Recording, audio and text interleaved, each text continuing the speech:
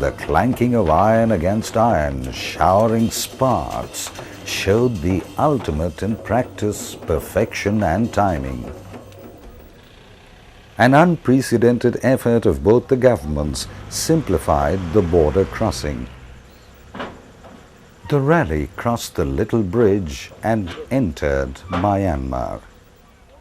So perfect was the welcome that not a single car had to wait for more than a minute to get its papers stamped. The rally moved on for the night stay at Tamo, a small town in Myanmar.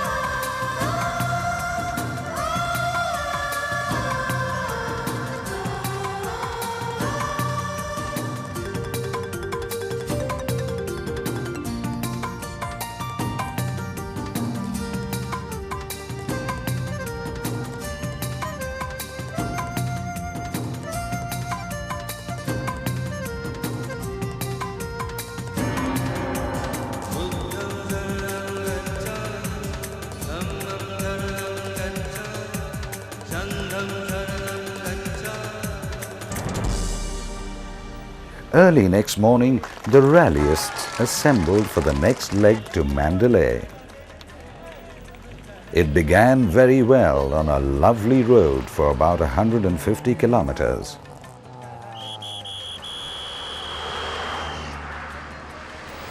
Thereafter, the rally faced the sand track, kicking up red dust. Driving became a little tiring since negotiating the dust proved a strain to the eyes. At places, visibility virtually became zero as the dusty car ahead almost brought the car behind to a crawl. The tires were put to test as the surface traction became less, and the red sand was often as fine as talcum powder. The road passed through uninhabited areas. There were hardly any vehicles from the opposite side. It crossed two mountain ranges devoid of trees. Security was very high all along the route. There were flags on both sides planted by an advanced security team. Surprisingly, even in these remote areas, the whole population of the villages often turned out to cheer the passing cars. Myanmar obviously had taken the rally very seriously. The ferry crossing during the route survey was no more. In its place, on the Chinwin River, stood the Friendship Bridge. That a bridge of this magnitude could be constructed so fast astounded the route survey team. After the Friendship Bridge, there were long stretches of bad roads with wooden bridges connecting the two ends. Rallyists being what they are, they thoroughly enjoyed driving through this terrain. It provided the drivers that extra excitement.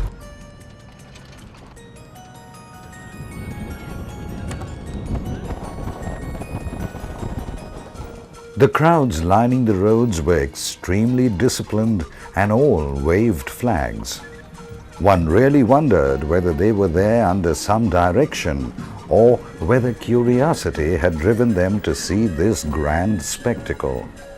A wonderful reception awaited the rally team at Manwa, a town where the rallyists stopped for lunch. Almost the whole town had turned up, waving and cheering, and the cultural extravaganza was gorgeous. Educational institutions had declared a holiday, and students in uniform provided a rare spectacle. The typical Myanmar warm hospitality touched many a heart. This was no rally through a secluded area at the corner of nowhere. This was a very unique experience. A rally that won the hearts and minds of the local people, that set an example of warmth and friendship. The night halt was at Mandalay. It is a hill resort and had all the facilities of five-star comfort.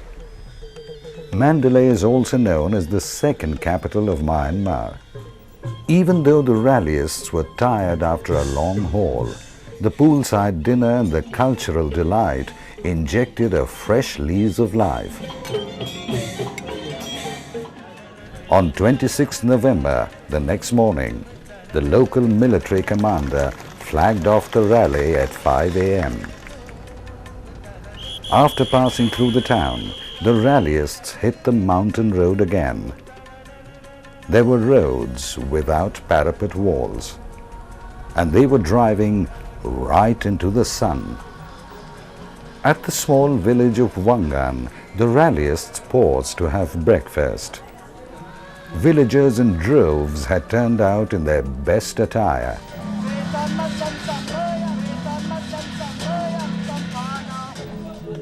Folk dance and music reverberated in the air, and the rallyists thoroughly enjoyed every minute of their halt. The pull was so great that many tested their dance skills in learning a trick or two. Through roads winding to the hilly tracks, the rallyists got a glimpse of the visual delight that nature has given in abundance. The rallyists reached the small town of Kalwa. This little hill town was quite popular with the British. It still boasts of a number of Indians, particularly from Bihar and Uttar Pradesh, who had stayed back. The cars had come a long way and needed refueling. So did its crew. The Diaithai Tharyar Golf Resort suddenly offered five-star facility out of nowhere. At the base of the Shan Hills, amidst the Golden Triangle, famous for drugs and illegal smuggling of gems and stones, this golf resort is almost a gift from God. Since clean fuel was not available en route, arrangements had been made at the golf resort for the refueling of the cars. Pumps virtually mounted on top of Chinese trucks showed how indigenously and efficiently things were being handled for the rally. This golf resort offered unique log huts with five-star facilities inside. It was to be a long day since the night halt was at Loilem, out in the midst of nowhere. The organizers had warned the participants and everyone was well prepared to log it out in sleeping bags under a tin roof somewhere. It soon proved to be a surprise.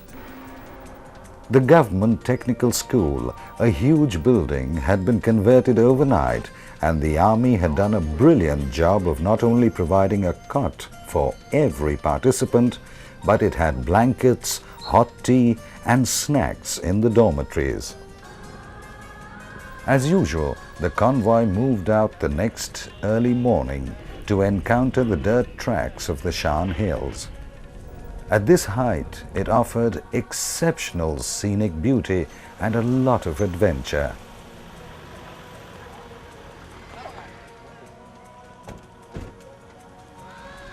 The road at places was slippery with mud or clay surface, and the incline was pretty stiff, giving the vehicles hardly enough ground traction. Any miscalculation in speed or the turning angle could end the car up thousands of feet at the gorge below. The road is very bad, so drive carefully.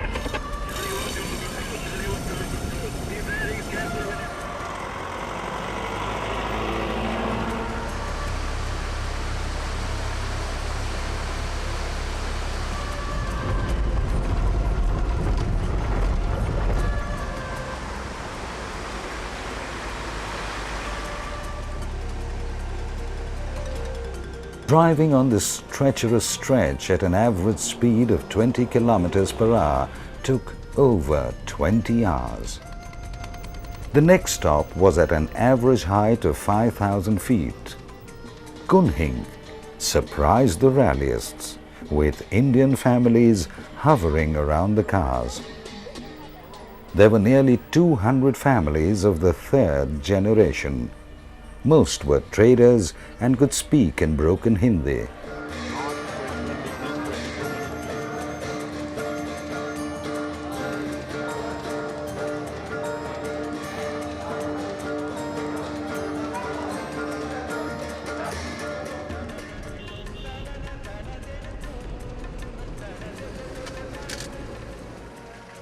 Lunch just before the bridge at Takao was also quite an interesting experience. Temporary tables and chairs were laid out, and even in this remote area, mineral water and flasks full of tea were made available. Here too, people had waited for hours to get a glimpse of the passing convoy. Driving skills were put to test when it had to cross a swollen river. For the first cars to cross, it was quite a nightmare, since no one knew what lay under the surface.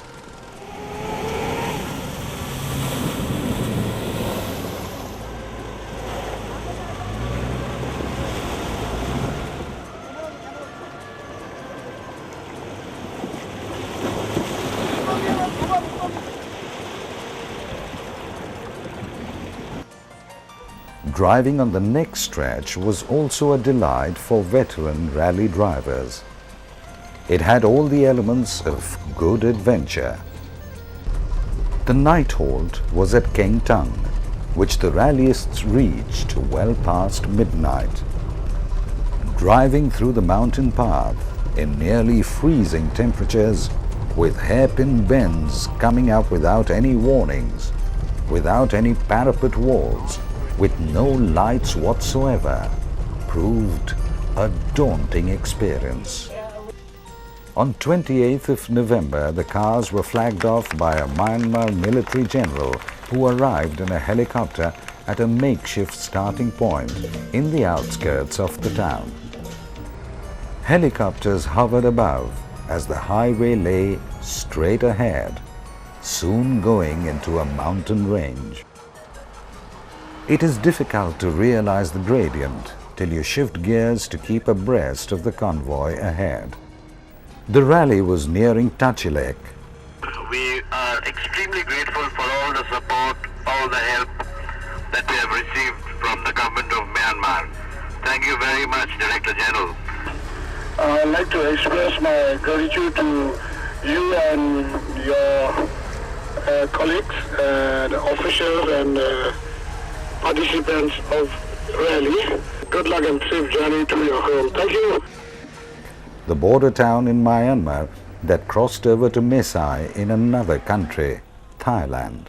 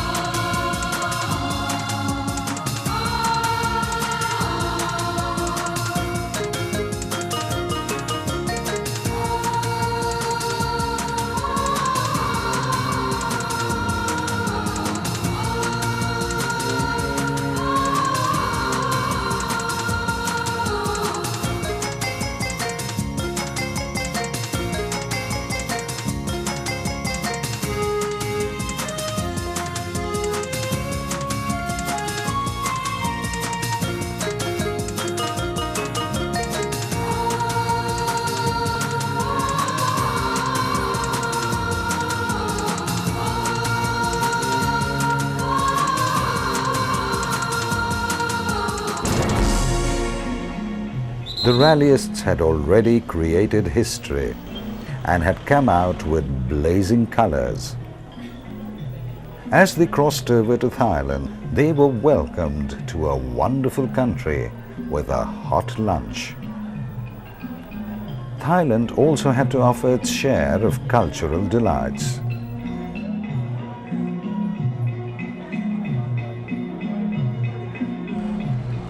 Thailand offered the rallyists a chance to hit their accelerators hard. From Payo to the Thai town of Pitsanlok, the road provided a rare opportunity to observe the best of road engineering. As huge trucks, SUVs and other cars gave way to the flashing lights of the lead convoy, one often wondered if the locals were missing not being part of this rally. Early next morning, the 29th of November, the rally turned east to move towards the border of Thailand and Laos PDR. There was a delay in the start, which everyone welcomed. After all, a forced rest after a long haul does bring a smile. Thailand gives much emphasis on preserving natural wealth and beauty, and almost every spread of forestland has been declared a national park.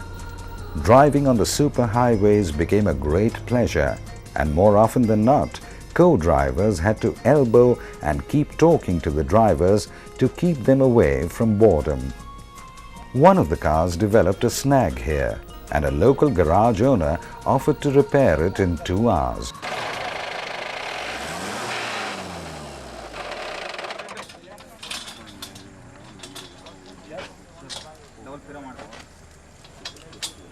The rally chairman decided not to leave the car behind, but to delay the whole convoy by 2 hours. Not a single competitor grumbled. Such was the spirit. Tutu Dhawan, the rally car doctor, proved that he was more than just an automobile engineer.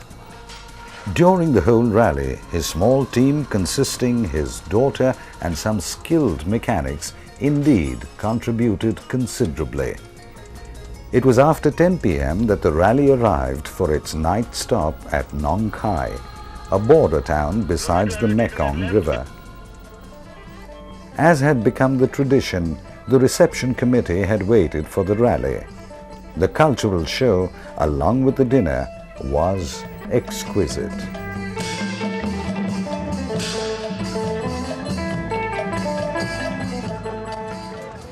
The flag-off the next morning was at 10 a.m. The rallyists could sleep till a decent time. It was to be the shortest leg of the whole route, just about 90 kilometers. The rally was to cross to Laos PDR. An incredibly large convoy of Harley-Davidson motorbikes escorted the rally vehicles to the Laos border.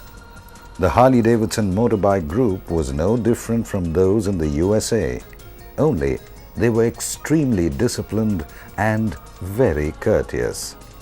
A very wide Mekong River separates Thailand and Laos PDR. The rally crossed the famous Friendship Bridge. A very warm and colorful reception awaited the rallyists.